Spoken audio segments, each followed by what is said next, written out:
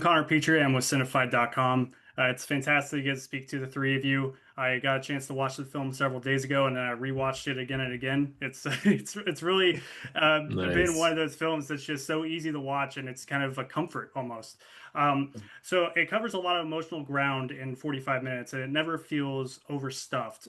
We feel a lot of range of emotion for Lenny. There's hope, grief, and the act of change throughout the whole episode. I'm curious, Corbin, what sparked the idea for this series? Two things. One was a move up to this area where in Woodstock. I'm not actually in Woodstock, but just outside. And I saw a lot of people that probably went to Woodstock and, in my mind, never left. I mean, that was the whole pitch of the show. Two guys who went to Woodstock and never left. Uh, and I know I saw that they sort of still carried this, hope with them, this idealism of, love and peace and music will solve the world. And and it was also for me as a kid, even though I was just adjacent age-wise, I was in it enough that was my music. That was, I put a playlist together of Lenny's and it's all from that time. That's my music. Um, and then the other part was me approaching 70 and realizing there comes a time for a reckoning in your life in order to be accountable to all the things that have happened, the good, bad, and the ugly, and come to terms with it so you can then move on for whatever time you have left, which is ticking pretty fast. And when you're accountable to what has happened in your own life, then you're kind of clear to live what's the remainder, free Mhm. of the burdens that you've carried with the past. No, that's a great way to put it. The cast of characters we see here feel very built into this world that you've written. I'm curious, what was the casting process? Were you heavily involved with the casting? That was my phone book, man. First of all, Tobolowsky was a no-brainer. Stephen and I have known each other. Yeah, Susan Rattan was on me with me in LA Law. Maggie was in. I went to, I mean, I say this in the most respectful way. I went for the low-hanging fruit of people that would like jump on this with me and like just do it. I didn't have a lot of time or money to like, be dealing with a lot of other stuff. And I just wanted to be people I like to work with, and wonderfully, everybody came on board. There were a few things with a couple of the ancillary characters, like Lee Wilkoff was an old buddy, um, and John Glover. I've known Mhm. Barbara was somebody who we just really had to go after, because she sort of fit to find a woman beautiful in her 70s, gray hair. It Mhm. was very important. So that was but even that was fairly easy. We could not make it. We didn't have enough money or time to make it a big process. Well, I think having it come from your contact list worked out really well because, like I said, it fully fits what I feel like was your vision here. Because I mean, it works so well. Um, and I have to say, I am a huge fan of Psych. So it was awesome seeing Maggie Lawson back here. Yeah. What was it like reuniting with Maggie after like a couple of years after the last movie for Psych? Well, Maggie and I didn't have any interaction really on Psych. I mean, she's married to Sean, or she's with Sean, my kid, but I didn't really have anything. But I always there was something in her. There's something in Maggie, and I keep telling her this. I want her to know it. There's something wonderfully unsettled in her being. She's very beautiful, but there's something unsettled in there. And I'm curious for people to talk to Maggie because she said this job, this piece changed her life the way she went. And she actually reconnected with her father right before he died, and she might not have done that had she not done this. So it opened up, it unleashed something in her, and I just think she has wonderful depth and talent. And it's just, it's going to be a matter of the material and having a director like Oliver work with her, as opposed to just another guy directing a TV series. Um, I think that really is going to help her blossom. But it was great, and she was in, man. She was in right away when I asked her. But yeah, I gave her the script, and then the script worked, for people to say yes to. And I mean, that's beautiful about her and her father. Yeah, I'm very curious if I get the chance to speak to her, how she felt about the filming of this, because yeah, that's very moving. We can make Um, it. the brief time that we get to spend with Calvin before he turns into a ghost, his friendship with Winnie feels very genuine, and I kind of get the idea that it is genuine from what we've already gone over.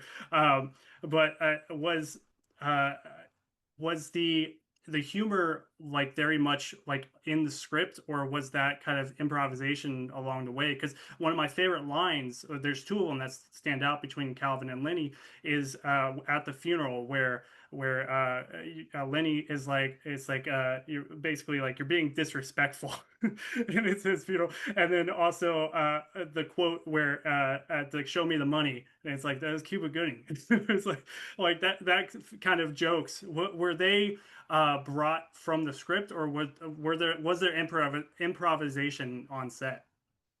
Well, I think, can you hear me? Yeah. Yeah. Yeah. Yes. Okay.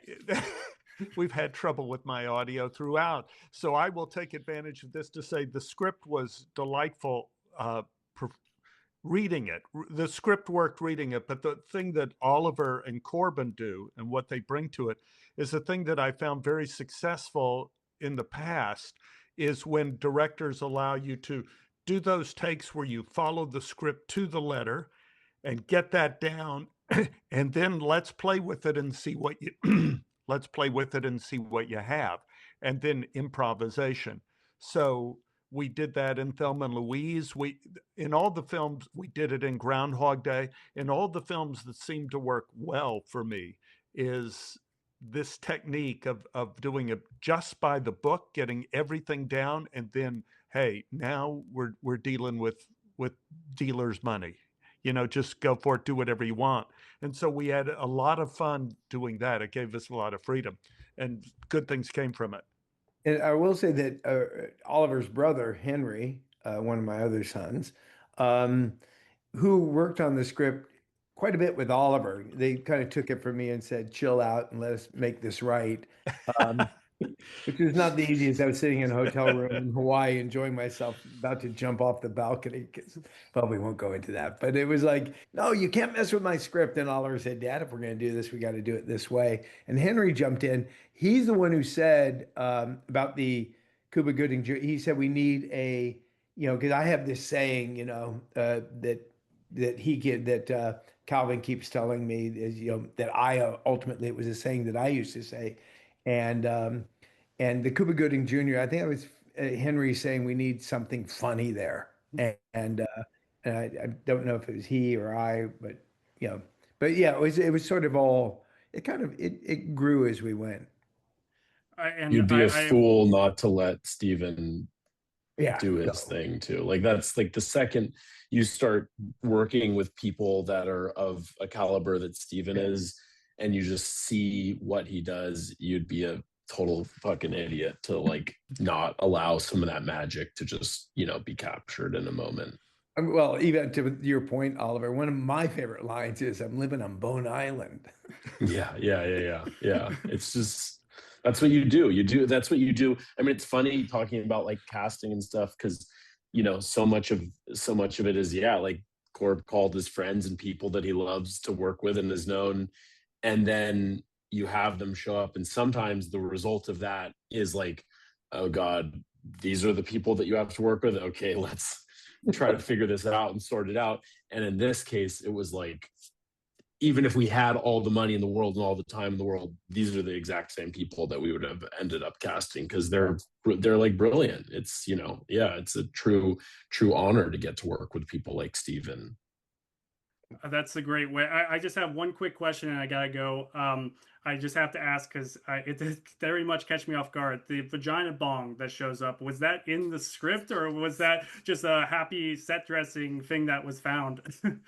That was we made it. We Oh, Yeah, okay. we made that. a That Vong. was there before the script was even written. The vagina bong was there. Yeah. That predated anything in this But that show. was another writer on it who actually came up. It was when he took the script, Josh Stern, and he wrote a joke about a vagina bong and called it a bong. That was pretty funny. Then it was Oliver's and another son, Angus's task to go out and make a vagina bong, which we are going to have for sale once the series goes. We're going to have a series of bongs. Yeah. Well, thank you so much for your time. Like I said, I very much enjoyed watching it, and I really hope it gets picked up and there's more that I can experience from this world. So thank you so much. Thank you. Thanks, Thank Connor. you.